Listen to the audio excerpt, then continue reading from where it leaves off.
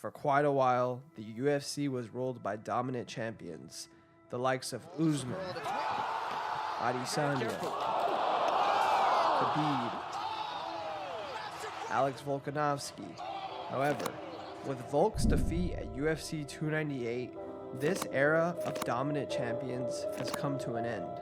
Throughout this chaos emerges a new champion, the Matador, who dethroned the final dominant champion in the UFC and took the featherweight title for himself with a knockout win for the ages.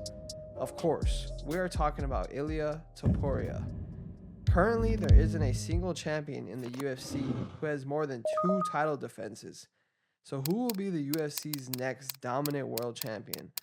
Well, it might seem a little early to say, but we believe that Ilia Topuria has what it takes. The rise to the top. From a very young age, Ilia's life was shaped by constant movement and adaptation to new and harsh realities. He was born in Germany, to Georgian parents fleeing the conflict in Abkhazia, despite all the problems that came with being a refugee in another country. Ilia's father encouraged him to train in martial arts from a very young age. At about 4 years old, he started learning judo. However, when he was 7, he and his family had to move back to Georgia. It was here, amidst hard conditions, that Ilia started training in Greco-Roman wrestling at his local school. However, as soon as his life was starting to get some sort of stability, his family had to move again for better opportunities. This time they moved to Spain, when Ilia was 15 years old. This was a tough experience for him. He didn't know the language and he had a tough time in school. However, he was able to take his combat sports training to a higher level here. He stayed in jiu-jitsu and MMA as well. At the same time, Ilia, along with his brother, dropped out of school and started focusing solely on his training.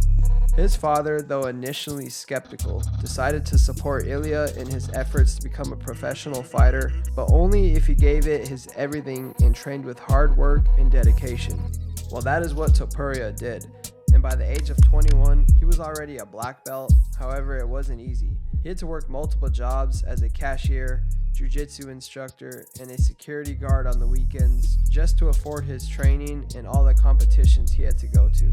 He made his professional MMA debut in 2015, winning his first 4 fights by submission and becoming a champion in a local promotion as well. By this time, Topuria's skill as a martial artist were improving, but to get better and focus on his striking, he decided to move up to Sweden and train in All Stars MMA. From there, he had a couple of fights with Cage Warriors and a couple with Brave CF before finally joining the UFC in 2020. He took his first fight on 8 days' notice, replacing another fighter. He fought against Yusuf Zalal in Abu Dhabi and won the fight via anonymous decision.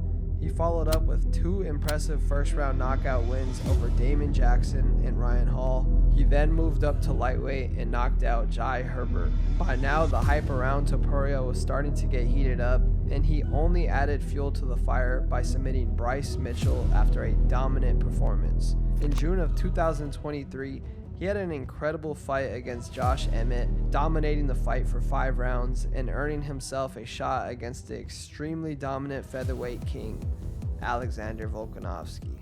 Now with the champ and his title in sight, Ilia was set to take on the biggest challenge of his career, and as we all know, he shocked the world by knocking Volkanovski out. While it's true that Volkanovski's decision to return to the cage so swiftly after his knockout loss to Islam had raised some eyebrows, it did little to diminish his status as one of the most dominant champions in the division's history and a pound-for-pound great. The anticipation for his bout was sky high, with most fans and analysts predicting another masterclass from Volk. However, as the first bell rang, it became clear that Topuria was not just here to participate, he was here to take over. Despite Volk's claiming the first round on the scoreboards, it would be safe to say that Topuria had the bigger moments. He kept the fight going at his pace and landed a couple of really strong calf kicks that visibly impaired the champion's movement. The second round continued the pace of the first round, with Volk landing some good jabs to Topuria's nose, A little over 3 minutes into the round, as Volk was settling into the rhythm of the fight, Volkanovski threw another jab, which Ilia slipped and entered into his fatal ending. Ultimately, it was his ability to extend the combination, which allowed him to land the power right hand over the top and end the fight. It was lights out for Volk. Now when it comes to breaking the fight down and analyzing why Ilia was able to knock out Volk, a lot of people on the internet are focusing on Volk and what he did wrong. That's not to say that he didn't make any mistakes. Of course, when you get knocked out, something had to have gone terribly wrong. However, I believe the upset had more to do with Ilia doing right rather than what Volk did wrong. If I had to credit Topuria's win to one thing, it would be his excellent boxing fundamentals. This includes his consistent level changes and feints, paired with his ability to execute longer combinations working both the body and the head, and of course his excellent slips and shoulder angles, which help him avoid damage and get into position to land shots of his own. So when I look at the fight, my confidence in Ilia increases. There's a lot to talk about a potential rematch between Volk and Ilia, which Volk definitely deserves. However, I believe that Topuria can win that fight again and handle the rest of the division as well. He's got the wrestling, the jiu-jitsu, the striking, he can talk, he's going to become a future star, and he could definitely run this division for a while. First off, let's start by looking at the featherweight division. Most people will agree that Topuria's biggest threat in the division is Max Holloway. Holloway, who is an absolute legend in his own right, has defeated almost everyone in the division, including top 5 contenders Brian Ortega and Yair Rodriguez. But here's where things get interesting. Holloway is set to face Justin Gaethje at the historic UFC 300, a decision that in my opinion might not play out in his favor. Why, you ask? Well, that boils down to fighting styles.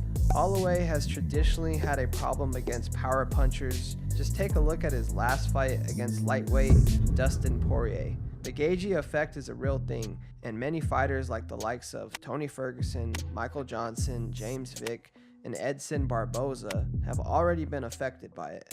Holloway is still relatively young at 32, but he has taken a lot of damage, and if he has another bad night at the office, especially with an opponent like Justin, I don't know if he will be able to recover quickly enough to beat Ilia, another powerful puncher.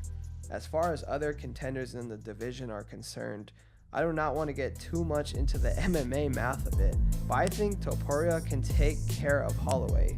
He should be able to deal with Yair and Movsar as well. Yes, Movsar is a talented fighter and he is undefeated, but he still doesn't have a single finish in the UFC, and I don't believe he can do the same level of damage that Ilia can. Ortega is a solid contender in my opinion. He is always a threat with his elite grappling, and he looked great in his last fight. He also has a solid chin, however he is already 33, and he still needs another win before he even gets a title shot. When it all comes down to it, age is one of the biggest reasons why I'm backing Ilia over the others to be the UFC's next dominant champion. He is currently the youngest champion in the UFC at only 27 years of age. Add to that his fighting style, which incorporates excellent boxing, devastating knockout power, and a solid grappling base. You have a recipe for dominance here. Now, apart from being the best fighter in his division and any lack of truly threatening contenders, there are other reasons as well why I believe Topuria can become the next big UFC star. Let's take a look at other divisions. Starting from the top at heavyweight, we have John Jones as the champion and Tom Aspinall in the interim champion. Jones is already 36 years old, and I don't think he'll fight for too long now. At most, he takes the Aspinall fight and then the Miocic fight and retires. Aside from that, it is very hard for anyone to be dominant at heavyweight, as in any fight, one punch can literally change everything. At light heavyweight, Alex Pereira is the champion, and he will be facing Jamal Hill at UFC 300. Though he might beat Hill, he has the same problem as Jones. He's already 36 and has a lot of tough challenges to face in the division. At 185, Dricus du Plessis is relatively young at 30 years of age, and he has a lot of potential with his skills and fighting style. However, he has Hamzat looming around in his division and Bo Nickel, who will be fighting soon. He also has Robert Whittaker in there, and there's just too much killers in that division for me to choose anybody reigning long term. Welterweight has an even scarier Muslim fighter ready to take the throne for the current champion. Leon Edwards has already defended his title twice, and he does have a solid chance at winning against Bilal in his next fight. However, the real problem at welterweight is Shavkat. He is young and undefeated with a 100% finish rate, and I do believe that he has what it takes to become a UFC champion and even hold the title for a while. However, until then, Topuria seems like the best candidate for UFC domination. Islam has also been a very dominant champion. He is the only fighter who I believe can stay champion for a very long time. Also, if he gets the fight against Leon Edwards that he has been gunning for, he could become the UFC's biggest star. So he is the only fighter other than Topuria who I believe could be the top dog in terms of UFC stardom. Sean O'Malley has also done one defense, and he has all the makings of a superstar. He has an entertaining fighting style and a very unique personality. However, Merab is in there, and that will be a very tough fight for Sean O'Malley. Merab can beat anybody. The guy's gas tank is absolutely insane. I would not count Merab out. And lastly, flyweight, which is unfortunately quite neglected when it comes to attention from the fans. Pantoja is a solid fighter, but I don't believe he is above the competition at flyweight, and I don't see him holding the title for multiple more defenses. So all in all, everything is set up for Topuria to succeed. He has the skill to be a dominant champion and the personality to become a UFC superstar, which is why I believe that he will run the UFC for a long time to come. Well, maybe a duo between him and Islam. Let me know what you guys think of the video down below. Thank you guys for watching.